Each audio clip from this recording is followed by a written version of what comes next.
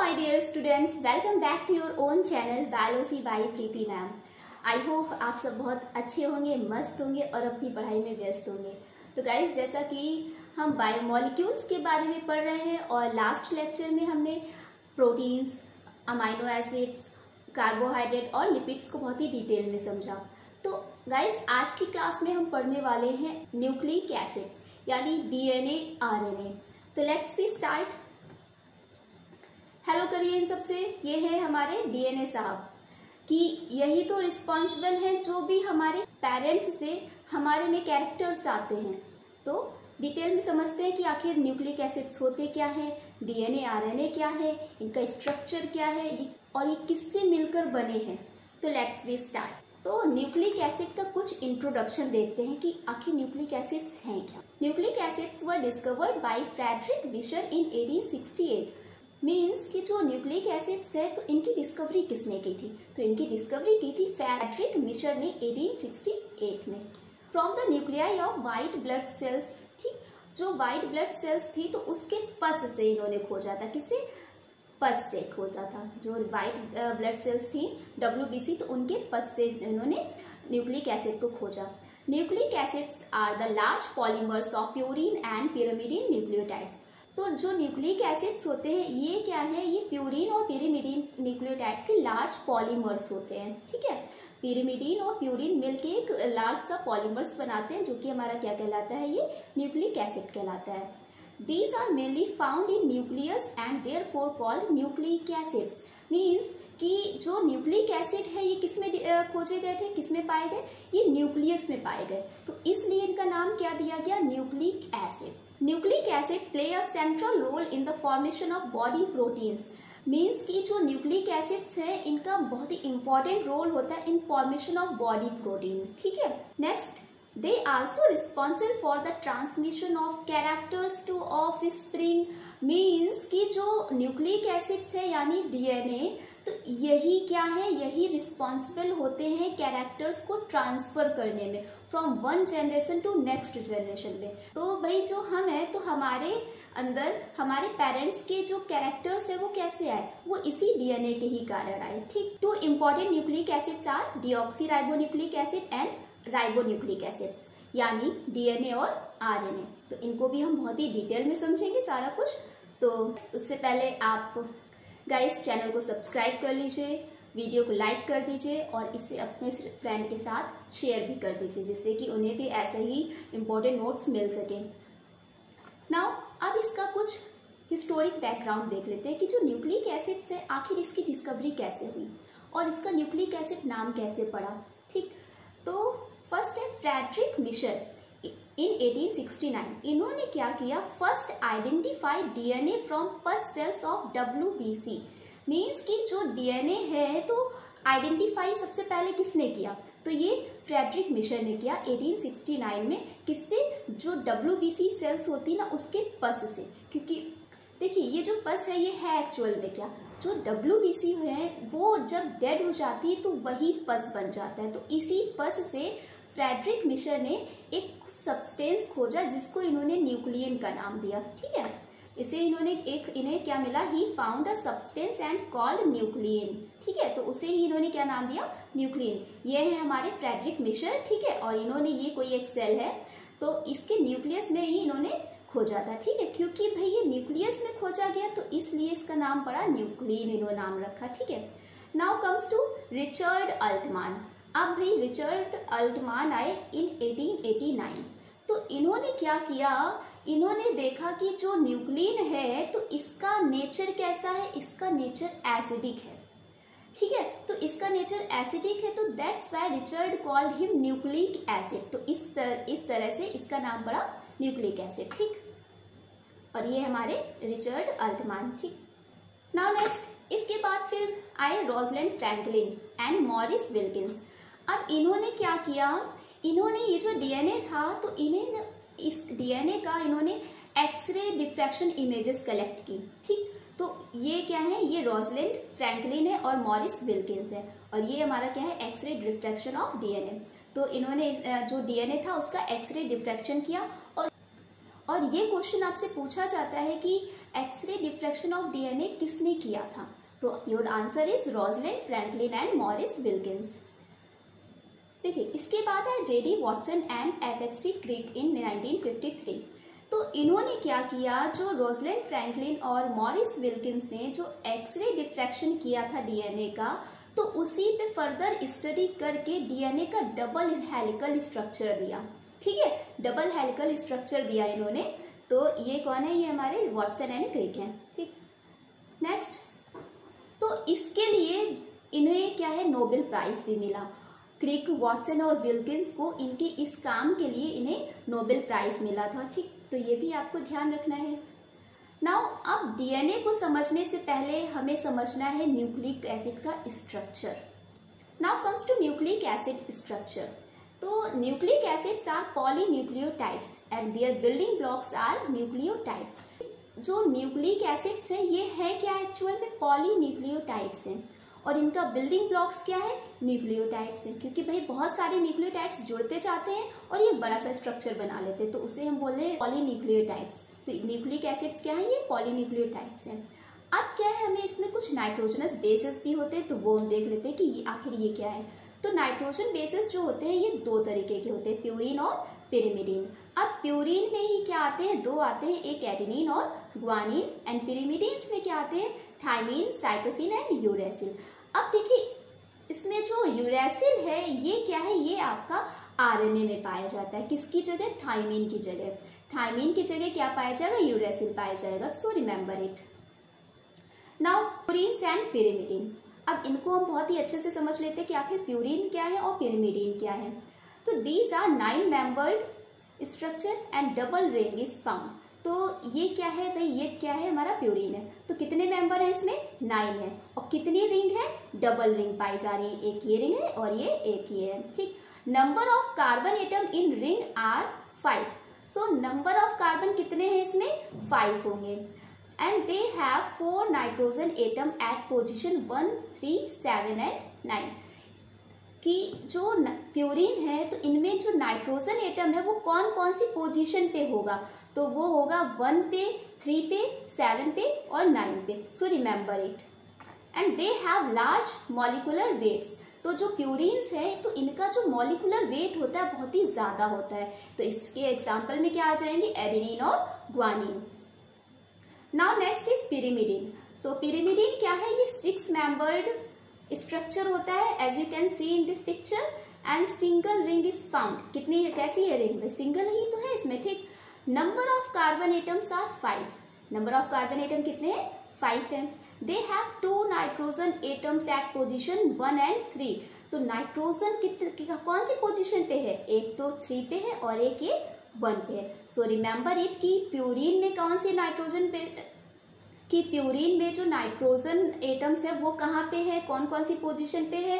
वहीं पिरिमिडीन में ये जो नाइट्रोजन एटम्स है वो किस किस पोजीशन पे है, तो ये आपको ध्यान रखना है। And they have low molecular weights. इनका जो मॉलिकुलर वेट है वो क्या होता है, वो लो होता है। एग्जाम्पल में क्या आ जाएंगे, cytosine, thymine and uracil. Now comes to nucleoside. तो देखिए, जो न्यूक्लियोसाइड्स हैं तो ये क्या है, सुगर और नाइट्रोजन बेस से मिलके बने होते हैं। किससे मिलके बने होते हैं, सुगर और नाइट्रोजन बेस से। व्हेन राइबोस या फिर डीऑक्सीराइबोस, मतलब कि जब 2 सुगर के साथ प्यूरिन और पिरिमिडीन मिलते हैं तो क्या बनाते हैं, वो न्यूक्लियोसाइड बनाते हैं। As you can see in this picture कि 2 सुगर हैं। ठीक है, अब ये 2 सुगर, ये कोई भी आपकी राइबोस सुगर भी हो सकती है या फिर डीऑक्सीराइबोस सुगर हो सकती है। अब इन्हीं दोनों सुगर से जब प्यूरिन बेस या फिर पिरिमिडीन बेस मिलता है तो बनता है हमारा nucleoside. Now comes to structure of nucleotide. अब देखिए, बहुत कंफ्यूजन रहता है कि न्यूक्लियोसाइड का स्ट्रक्चर क्या होगा, न्यूक्लियोटाइड का स्ट्रक्चर क्या होता है। तो ये आपको ध्यान रखना है कि अगर न्यूक्लियोसाइड की बात आए तो सुगर प्लस नाइट्रोजन बेस। ठीक, तो जो न्यूक्लियोसाइड है वो सुगर और नाइट्रोजन बेस से मिलके बना होगा। यही अगर न्यूक्लियोटाइड की बात आए तो उसमें क्या होगा, sugar, nitrogenous base plus phosphate group भी ऐड हो जाएगा। तो ये मिलके क्या बना लेगा, आपका न्यूक्लियोटाइड बना लेगा। सो इसे भी हम देख लेते हैं कि आखिर ये क्या है इसका स्ट्रक्चर। तो न्यूक्लियोटाइड में कितने पार्ट्स होंगे, 3 होंगे, nitrogen base, sugar and phosphate. तो देखिए इसका स्ट्रक्चर क्या है, ये क्या है, पेंटोज सुगर है, ठीक। अब अच्छा ये बताइए आप कि ये जो पेंटोस शुगर ये किस टाइप की पेंटोस शुगर है? बेटा ये डीऑक्सीराइबोस शुगर है। मैंने आपको जब कार्बोहाइड्रेट पढ़ाया था तो उसमें मैंने आपको डीऑक्सीराइबोस और राइबोस शुगर का स्ट्रक्चर बनाना सिखाया था कि देखिए इसमें क्या है, ओ नहीं है, ठीक है। तो ये क्या है, हमारी डीऑक्सीराइबोस शुगर है। कौन सी? डीऑक्सीराइबोस शुगर है ये क्या है, हमारा नाइट्रोजन बेस है और ये फॉस्फेट ग्रुप है। तो ये तीनों मिलके क्या बनाते हैं, न्यूक्लियोटाइड बनाते हैं। नाउ क्वेश्चन इज दैट कि अब ये जो न्यूक्लियोटाइड है, ठीक है, तो अब इसमें भाई कोई भी न्यूक्लियोटाइड बनेगा, ठीक, तो इसमें क्या होते हैं, कुछ बॉन्ड भी होते हैं। तो अब इन बॉन्ड को हम कैसे फाइंड कर सकते हैं, ठीक, तो number of phosphodiester bond equal to number of nucleotides -1, कि अगर आपसे फॉस्फोडाइस्टर बॉन्ड पूछ दिया जाता है कि कोई भी न्यूक्लियोटाइड्स है तो उसमें नंबर ऑफ फॉस्फोडाइस्टर बॉन्ड कितने होंगे, तो क्या है कि जो फॉस्फोडाइस्टर बॉन्ड है तो नंबर ऑफ न्यूक्लियोटाइड्स -1, जितना भी न्यूक्लियोटाइड्स है उसमें से आप 1 माइनस कर देंगे तो आपको फॉस्फोडाइस्टर बॉन्ड मिल जाएगा। तो देखते हैं, for example if a DNA have 100 base pair then number of phosphodiester bond कितना होगा, तो 100, अब 100 बेस पेयर है, ठीक, तो 100 बेस पेयर ये हो गया -1। तो यहाँ से हम फाइंड आउट कर सकते हैं कि नंबर ऑफ फॉस्फोडाइस्टर बॉन्ड कितना होगा। अब क्योंकि जो डीएनए होता है ये क्या है, ये डबल स्ट्रैंडेड स्ट्रक्चर होता है, तो दैट्स वाई इस 99 में हम 2 का मल्टीप्लाई कर देंगे और हमें नंबर ऑफ फॉस्फोडाइस्टर बॉन्ड मिल जाएंगे। आई थिंक आपको समझ में आया होगा कि फॉस्फोडाइस्टर बॉन्ड कैसे फाइंड आउट कर सकते हैं। Now comes to structure of DNA. Every living organism contains DNA. As you know that कि जितने भी लिविंग ऑर्गेनिज्म होते हैं उनमें सब में क्या होता है, डीएनए प्रेजेंट होता है। And it is discovered by Friedrich Miescher in 1960। जो डीएनए है तो डीएनए की खोज किसने की थी, फ्रेडरिक मिसर ने की थी 1960 में। DNA is a linear but twisted polymer of deoxyribonucleotides. Means कि जो डीएनए है ये कैसा होता है, लीनियर होता है बट ट्विस्टेड होता है, ठीक है, क्योंकि भाई कैसा होता है, इस तरीके से होता है, ठीक है, तो दैट्स लाइक इस तरीके से। तो ये क्या है, twisted polymer of deoxyribonucleotides. These nucleotides are joined together by 5 to 3 phosphodiester bond to form a polynucleotide chain. मतलब कि जो ये न्यूक्लियोटाइड्स है ये क्या है, ये इनके बीच में बॉन्ड होता है, कौन सा, 5 to 3 डायरेक्शन फॉस्फोडाइस्टर बॉन्ड होता है। इसी से क्या होता है कि ये जो दोनों पॉलीन्यूक्लियोटाइड चेन होती है ये ज्वाइंट रहती है। Next point is it is a double helical molecule. कैसा होता है, ये डबल हेलिकल मॉलिक्यूल होता है। The basic building blocks of DNA are nucleotides. Means कि जो डीएनए होता है तो इसका बिल्डिंग ब्लॉक्स क्या होंगे, वो न्यूक्लियोटाइड्स होंगे, which are composed of a sugar group, phosphate group and a nitrogen base. As I told you कि न्यूक्लियोटाइड्स जो है ये कैसे बने हैं भाई, 3 चीजों से मिलके बने हैं, ठीक, शुगर ग्रुप, फॉस्फेट ग्रुप और नाइट्रोजनस बेस, ठीक। अब ये जो नाइट्रोजन बेस है ये कौन कौन से होंगे, ये एडेनिन होंगे, थाइमिन होंगे, ग्वानिन होंगे एंड साइटोसिन्स होंगे, ठीक। Next is the order of the nitrogenous bases determines the genetic code और द डीएनए इंस्ट्रक्शंस। मीन्स कि ये जो नाइट्रोजनस बेस होते हैं इनका जो ऑर्डर होता है ये क्या डिटरमाइन करता है, किसी भी जेनेटिक कोड को डिटरमाइन करता है, ठीक। Now comes to Chargaff rule. देखिए ये बहुत ही इम्पॉर्टेंट है और ये आपको बहुत ही ध्यान से पढ़ना है कि जो चारगाफ रूल है तो इन्हीं के ही बेसिस पे पूरा डीएनए का स्ट्रक्चर बेस्ड है, ठीक। DNA consist of 2 polynucleotide chains which run in opposite directions, one in 5 to 3 direction and other is in 3 to 5 direction. Means कि जो डीएनए होता है ये क्या होता है, 2 पॉलीन्यूक्लियोटाइड चेन से मिलकर बना होता है और ये दोनों पॉलीन्यूक्लियोटाइड चेन की जो डायरेक्शन होती है दोनों की अपोजिट होती है। ये आप देख सकते हैं इसमें कि जैसे ये है, ठीक है, ये क्या है, हमारी 2 पॉलीन्यूक्लियोटाइड चेन है तो दोनों की डायरेक्शन क्या है, अपोजिट है। तो एक की क्या हो जाएगी 5 to 3 direction and other one is 3 to 5 direction. तो ये है। Now both chains are held together by weak hydrogen bonds which are formed between complementary nitrogenous bases. कहने का मतलब है कि जो पॉलीन्यूक्लियोटाइड चेन्स होती हैं ये क्या है, आपस में कैसे ज्वाइंट होती है, इनके बीच में वीक हाइड्रोजन बॉन्ड होता है, ठीक है। तो इसी हाइड्रोजन बॉन्ड के कारण ये दोनों चेन्स आपस में जुड़ी होती हैं। And therefore the chains are anti parallel. ये दोनों चेन्स कैसी होती हैं, आपस में एंटी पैरेलल होती है, मीन्स अपोजिट होती हैं। The base composition of DNA generally varies from species to species.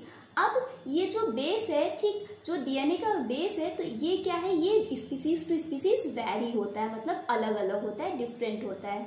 DNA had equal numbers of adenine and thymine residue and equal number of guanine and cytosine.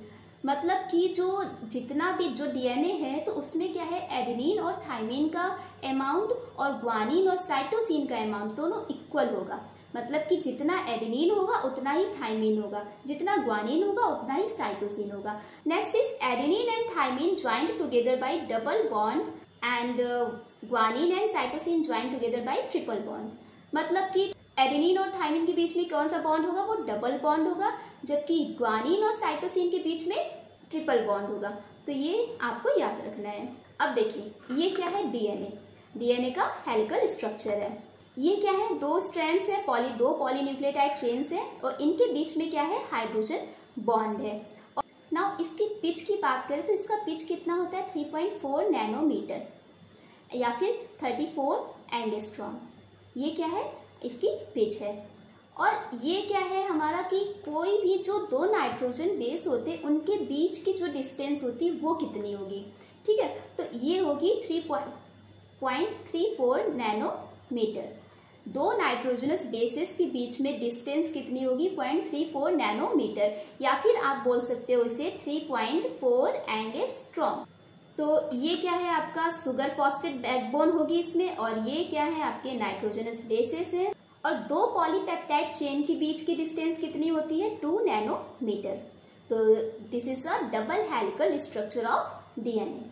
Now comes to properties of DNA. अब देखते हैं कि आखिर DNA की properties क्या होती हैं। तो first is TM value, means की temperature of melting.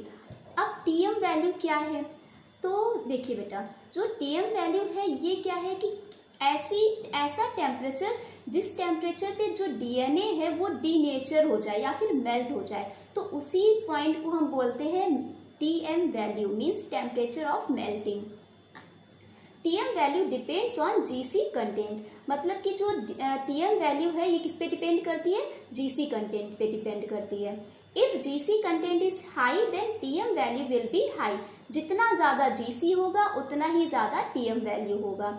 TM value of prokaryotic DNA is greater than TM value of eukaryotic DNA.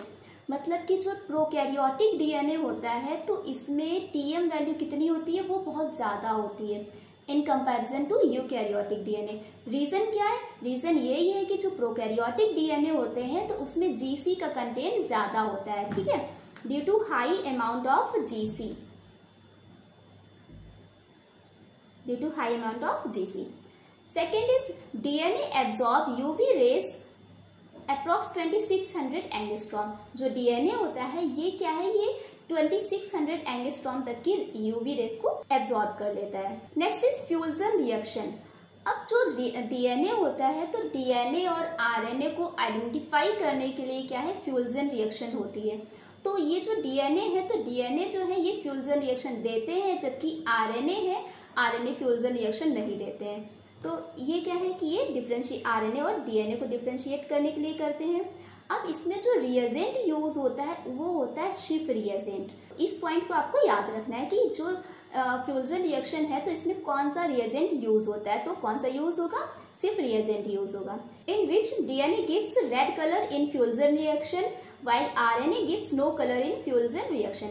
मतलब कि डीएनए जो है ये फ्यूजन रिएक्शन के साथ रेड कलर देंगे, जबकि आरएनए है ये कोई कलर नहीं देंगे। Now types of DNA. अब देखते हैं कि डीएनए के टाइप्स क्या है, कि भाई डीएनए कितने टाइप्स का होता है। First is a DNA. A DNA is right handed DNA, means कि जो ए डीएनए होता है ये कैसा होता है, ये राइट हैंडेड डीएनए होता है। It has a double helix structure and obtained by dehydrated DNA. Means कि जो ए डीएनए है ये कैसा होता है, डबल हेलिक्स स्ट्रक्चर होता है, और ये किससे, ये डिहाइड्रेटेड डीएनए से ऑब्टेन किया जाता है। और उसमें नंबर ऑफ बेस पेयर कितने होते हैं, 11 बेस पेयर पर टर्न होते हैं, and its diameter is 2.3 nanometre. तो ये पॉइंट आपको अच्छे से याद रखना है। Next is B DNA. तो it is the most common form of DNA. तो ये जो है, अबे जो भी आप डीएनए का स्ट्रक्चर बनाते हो, जितना भी आप डीएनए पढ़ते हो, तो वो किस टाइप का डीएनए पढ़ते हो? वो बी टाइप का डीएनए ही आप पढ़ते हैं। तो जो वाटसन क्रिक ने जो मॉडल दिया था, वो किस टाइप का डीएनए था? वो बी टाइप का डीएनए था। ठीक, it consist of a right handed helix structure and the Watson Crick structure described above is of B DNA. तो जो वाटसन क्रिक ने जो डीएनए का स्ट्रक्चर दिया था, वो किस टाइप का था? वो बी डीएनए था। And it has 10 base pair per turn and diameter is 20 nanometre. जो बी डीएनए है, इसमें कितने बेस पेयर होंगे? वो 10 बेस पेयर पर टर्न होंगे, जबकि इसका डायमीटर कितना होगा? वो होगा 20 nanometer. Now next is Z DNA. This DNA type is left handed DNA. जो जेड डीएनए होता है, ये कैसा होता है? ये लेफ्ट हैंडेड डीएनए होता है। तो ये पॉइंट आपको याद रखना है कि डीएनए जो है, कौन सा डीएनए लेफ्ट हैंडेड डीएनए होगा। ठीक है, कौन सा डीएनए लेफ्ट हैंडेड होगा? तो जेड डीएनए। जबकि आपके ए डीएनए और बी डीएनए कैसे हैं? ये राइट हैंडेड डीएनए है। And double helix is present with the bind in a zigzag pattern to the left. मतलब कि इसमें क्या है? डबल हेलिक्स प्रेजेंट होगा और एक जिगजैग पैटर्न होगा। किस साइड को? लेफ्ट साइड को एक जिगजैग पैटर्न इसमें होता है। और इसमें नंबर ऑफ बेस पेयर कितने होते हैं? 12 होते हैं। तो ये भी आपको याद रखना है। तो आप याद रख सकते हैं कैसे? बी ए जेड। अगर आपको नंबर ऑफ बेस पेयर याद रखने हैं तो बी ए जेड से याद रख सकते हैं कि बी में कितने हैं? 10 है, ए में कितने हैं? 11 है, जबकि जेड में 12 बेस पेयर है। Now comes to C DNA. C DNA को हम बोलते हैं कॉम्प्लीमेंट्री डीएनए। ठीक, सी डीएनए को क्या बोलते हैं? Complementary DNA. Molecules and synthesized from the latter by the action of reverse transcription enzyme.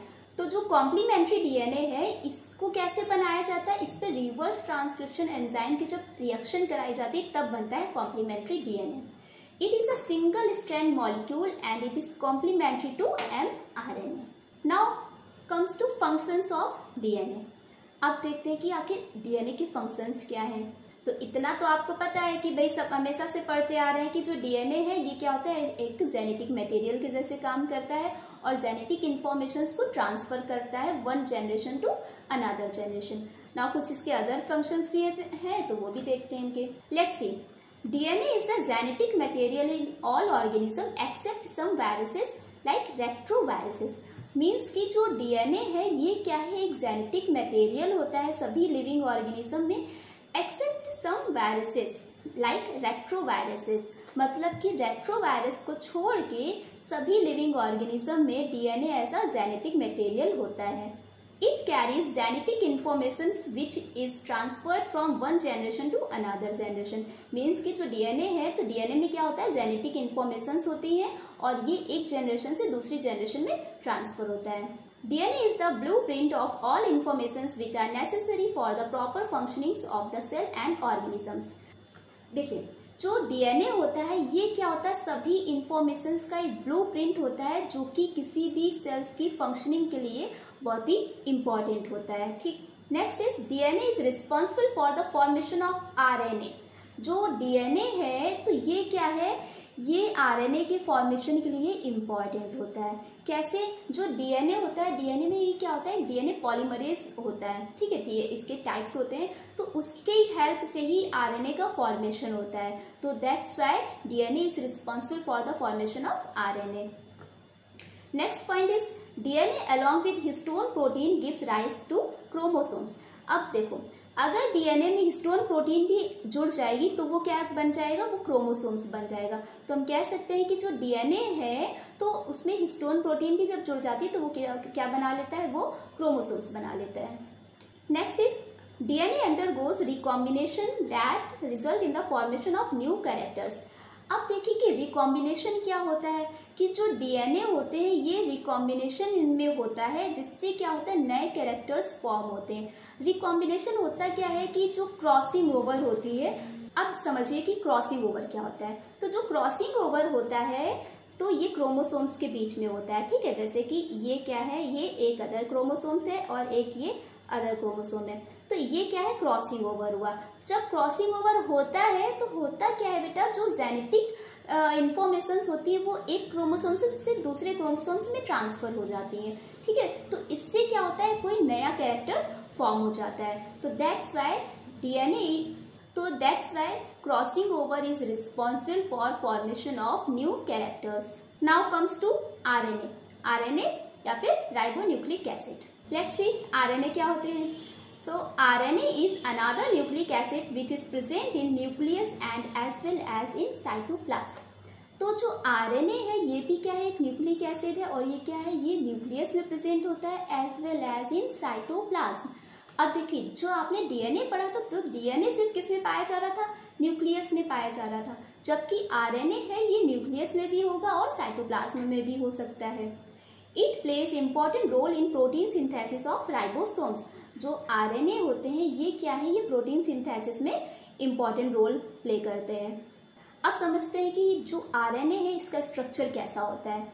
So let's see, RNA consist of single polynucleotide chain and therefore it exist as a single strand. Means कि जो RNA होता है ये कैसा होता है, ये single stranded structure होता है, इसमें सिर्फ सिंगल पॉलीन्यूक्लियोटाइड चेन पाई जाएगी। बट रिमेंबर इट, इसका एक एक्सेप्शन भी है। क्या है, in reovirus double stranded RNA is found. तो ये आपको याद रखना है कि जो आरएनए है, वैसे तो आरएनए कैसा है, सिंगल स्ट्रैंडेड स्ट्रक्चर होता है, लेकिन जो रियो वायरस होता है, रियो वायरस में जो आरएनए है ये कैसा होगा, ये डबल स्ट्रैंडेड आरएनए होगा। Next is polynucleotide contains of ribonucleotides.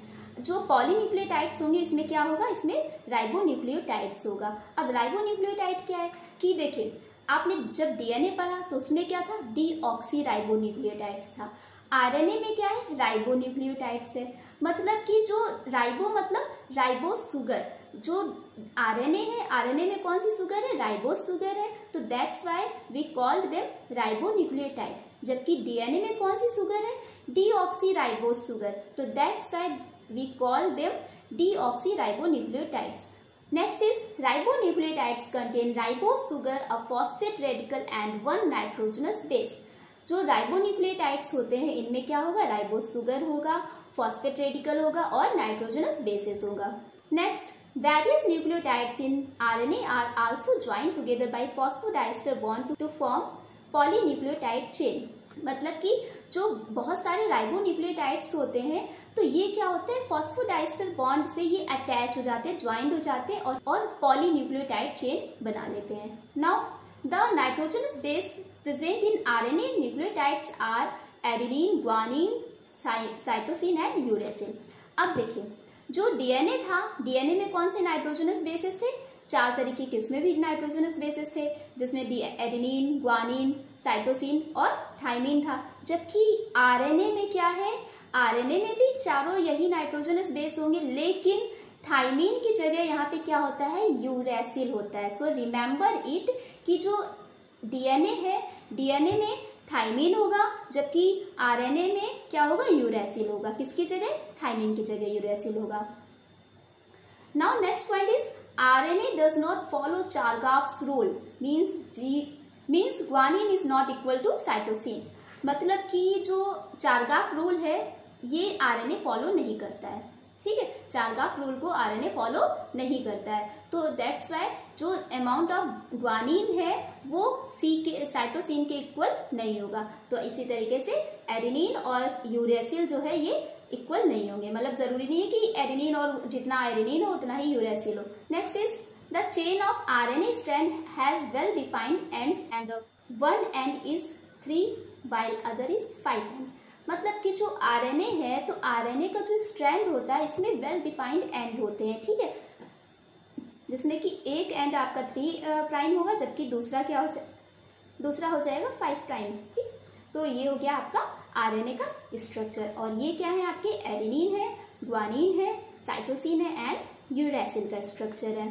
Now next, types of RNA. अब बेटा समझते हैं कि जो आरएनए है इसके टाइप्स कितने होते हैं। तो बेसिकली जो आरएनए है, आरएनए को 3 टाइप्स में डिवाइड किया गया है। फर्स्ट इज राइबोसोमल आरएनए यानी आरआरएनए। तो these constitute more than 80% of the total RNA contents of the cell. Means कि जितना भी आरएनए होता है उसमें सबसे ज़्यादा अमाउंट किसका होता है, वो राइबोसोमल आरएनए का ही होता है। ठीक है, किसी भी सेल में जो आरएनए है, तो आरएनए में भी कौन सा टाइप का आरएनए होगा, सबसे ज़्यादा राइबोसोमल आरएनए होगा, 80% होता है। ठीक, ये क्या होता है, most stable and produced in nucleolus. तो जो आरएनए है तो ये क्या होता है, सबसे स्टेबल होता है और ये प्रोड्यूस कहाँ पे होगा, ये न्यूक्लियोलस में प्रोड्यूस होगा। तो ये पॉइंट पे आपको याद रखना है। Next is found in ribosome, और ये किस में पाए जाएंगे, राइबोसोम में। और राइबोसोम को हम क्या बोलते हैं, फैक्ट्री ऑफ प्रोटीन सिंथेसिस। ठीक है, तो जो राइबोसोम्स होता है ये प्रोटीन सिंथेसिस का फैक्ट्री कहलाता है। तो ये क्या है, हमारा राइबोसोमल आरएनए है। ठीक, ये प्रोटीन है और ये राइबोसोमल आरएनए है। नेक्स्ट इज मैसेंजर आरएनए यानी एमआरएनए। तो इसकी डिस्कवरी किसने की थी, इसकी डिस्कवरी की थी हक्सले, वॉल्किन एंड एस्ट्राचेन ने की थी। And this is least concentration and least stable. तो जो मैसेंजर आरएनए होते हैं इनमें इनका जो कंसंट्रेशन होता है वो बहुत ही कम होता है और ये बहुत ही कम स्टेबल होते हैं। ठीक, and they provides codon for synthesis of polypeptide. तो जो मैसेंजर आरएनए है ये क्या है, ये कोडॉन को प्रोवाइड करते हैं for the synthesis of polypeptide. तो these are the mRNA. Now comes to transfer RNA या फिर tRNA. It is 10 to 15% of total RNA. तो जो ट्रांसफर RNA होता है ये क्या होता है, पूरे RNA का 10 to 15% होता है। कितना, 10 to 15%. It is synthesized in the nucleolus by DNA.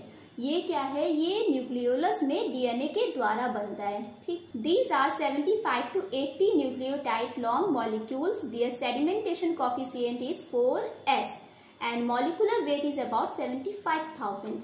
तो जो ट्रांसफर आरएनए होते हैं तो इनमें क्या है, कितने न्यूक्लियोटाइड्स होंगे, 75 से 80 न्यूक्लियोटाइड्स प्रेजेंट होंगे। और इनका जो कोफिशिएंट होता है, सेडिमेंटेशन कोफिशिएंट होता है, तो वो कितना होता है, वो 4s होता है। कितना होता है बेटा, 4s होता है। एंड इनका molecular weight is 75,000 and their general structure can be understood by clover leaf model given by R.W. Holley. तो इनका जो स्ट्रक्चर है किससे हम स्टडी कर सकते हैं, with the help of clover leaf model. और ये क्लोवर लीफ मॉडल किसने दिया था, ये दिया था R.W. हॉले ने दिया था, और ये आपको याद रखना है। एंड इनका फंक्शन देखते हैं कि क्या होता है। तो they serves to transfer amino acids from cytoplasm to ribosomes for protein synthesis. Means कि नाम से ही क्लियर है, ट्रांसफर मतलब कि जो tRNA होते हैं ये अमाइनो एसिड्स को साइटोप्लाज्म से राइबोसोम में प्रोटीन सिंथेसिस के लिए ट्रांसफर करते हैं। ठीक, तो देखिए ये क्या है, हमारा tRNA का स्ट्रक्चर होता है और ये यहाँ पे क्या होगा, आपके जो अमाइनो एसिड होगा वो कहाँ पे हमेशा होगा, वो 3 एंड पे होगा। तो ये क्या है, ये 3 एंड है। तो अमाइनो एसिड्स हमेशा कहाँ पे बाइंड होगा, वो 3 एंड पे ही बाइंड होगा। ठीक, नाउ अब देखिए, अब ये समझते हैं कि इसमें क्या है, हमारे तीनों आरएनए हैं। ये क्या है, ये आरआरएनए है। ठीक है, ये राइबोसोम है। और ये क्या है, हमारा मैसेंजर आरएनए है यानी एमआरएनए है। अब यहाँ से ये जो tRNA है ये अमाइनो एसिड्स को लेके आया और इसने मैसेंजर आरएनए को दे दिया और ये क्या है, यहाँ पे बाइंड हो जाएगा। तो इस तरीके से क्या होता है, प्रोटीन सिंथेसिस होती है। ये क्या करता है, अब जो मैसेंजर आरएनए है यहाँ पे क्या है, अमाइनो एसिड्स आते जाते हैं, जुड़ते जाते हैं और प्रोटीन सिंथेसिस होती है। जो tRNA है तो ये क्या है, ये 1 by 1 मतलब कि अगर एक अमाइनो एसिड्स फेनिल को लेके आया, फेनिल को यहाँ पे छोड़ा, इसके बाद फिर दूसरा tRNA आया, फिर इसने दूसरे अमाइनो एसिड्स को छोड़ा। इस तरीके से क्या है कि एक tRNA आएगा अमाइनो एसिड को लेके, ये इधर दे देगा, इसके बाद निकल जाएगा, फिर इस तरीके से प्रोसेस ये चलती रहती है। तो ऐसे क्या होता है, प्रोटीन सिंथेसिस हो जाती है। Now functions of RNA. अब क्या है कि आरएनए के फंक्शंस क्या होते हैं, तो समझते हैं इसे भी। Functions as an adapter molecule in protein synthesis. तो देखिए बेटा, जो आरएनए है ये क्या है, तो जो आरएनए है ये क्या है, प्रोटीन सिंथेसिस में बहुत ही इंपॉर्टेंट रोल प्ले करता है and facilitate the translation of DNA into proteins and serve as a messenger between the DNA and the ribosomes। और जो RNA है ये क्या करता है, ये एक तरीके से DNA और राइबोसोम्स के बीच में मैसेंजर के जैसे काम करता है, ठीक। And they are the carrier of genetic information in all living sales.